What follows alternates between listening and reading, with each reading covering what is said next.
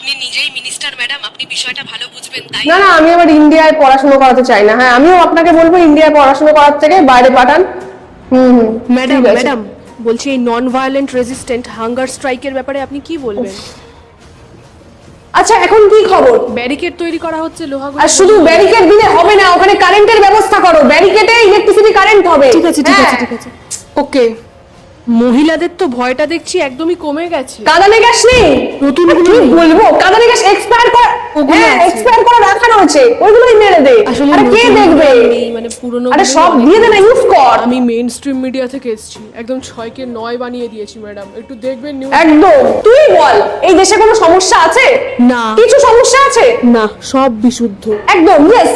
তুই ওটা দেখবি, এইখানে যা যা এরা করছে সব কোনো বাচ্চা কাচ্চা না, এখানে কোনো বাচ্চা কাচ্চা নেই। এখানে তো স্টুডেন্টও নেই। হ্যাঁ, সব প্রোটেস্ট করতে এসেছে যারা, এরা সব বিরোধী দল, সব চক্রান্ত এখানে চলছে। অন্যান্য দেশের লোক এগুলো করছে সেই দেশে। এই দেশ অনেক শান্তিতে আছে ভাই। হ্যাঁ, এই দেশের স্কুল দেখেছিস, এই যে স্কুল আছে এটাই তো অনেক বড় ব্যাপার। এই দেশে স্কুল আছে, হসপিটাল আছে, ইলেকট্রিসিটি কোনো প্রবলেম আছে নাকি? রাস্তার ব্যবস্থা কত সুন্দর, রাস্তা আছে, এটা অনেক বড় ব্যাপার না? এলপিজির দাম যে বেড়েছে, আর তাতে কি? জলের এত সমস্যা। আর তোকে ওকে কেউ বোঝাও তো। বলছি অ্যাকাউন্টেবিলিটি নিয়ে তো প্রশ্ন উঠছে। আরে এখানে এসব কথা বলে লাভ নেই। হ্যাঁ, সবকিছু আছে, এখানে কোনো অসুবিধা নেই। বলছি ম্যাডাম, আন্দোলনকারীদেরকে না পোক্ত লাঠি দিয়ে পুরুষ স্ত্রী কিছু না দেখেই মারা হচ্ছে। আরে পুলিশের আবার কিসের পুরুষ মহিলা? মারতে থাকুক তো, যা খুশি হোক, কোনো ব্যাপার না। আরে আসল কথা হচ্ছে আমাদের দেশে বাইরের লোকজন সব চলে এসেছে এখানে, সব দেশদ্রোহী লোকজন। এখানে আমাদের স্টুডেন্টদের কোনো সমস্যা নেই, আমাদের স্টুডেন্টদের কোনো সমস্যা নেই, আমাদের হসপিটাল ফাইন, ফ্যান্টাস্টিক, এখানে কোনো চিকিৎসার সমস্যা হয় না।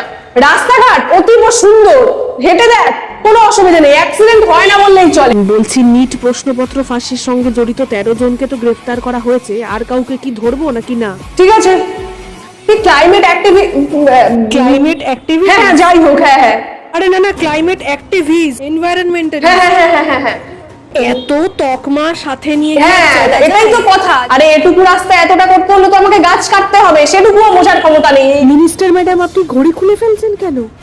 এটাও বুঝতে পারছিস না? কারণ সময় এখন আমার, তাই জন্য। ননসেন্স। ম্যাডাম, এখানে তো সাধারণ মানুষ নিজের অধিকার নিয়ে প্রশ্ন করছিল, লড়াই হওয়ার তো জায়গাই নেই। তোমার কি? তোমার সমস্যা হচ্ছে? তোমার ঘরে জল আসছে তো, তোমার ঘরে কারেন্ট আসছে তো, অসুবিধা নেই তো। তাহলে তোমার 4টে গাড়ি আছে, তাহলে কিসের এত সমস্যা? নিজের লাইফ নিয়ে নিজে ভাবো না, সব সময় লোককে নিয়ে ভাবতে থাকবে। আমি অতটাও খারাপ না, চা খেয়ে যাও। আরে এত ভালো ভালো কাজ করছো, এত ভালো ভালো খবর ছড়াচ্ছ, চা খেয়ে যাও। বিষয়টা তো নিট অ্যাসপিরেন্টসদেরকে কেন্দ্র করে আর নেই ম্যাডাম। তো অনেক চিন্তা লক্ষ্যে নিয়ে।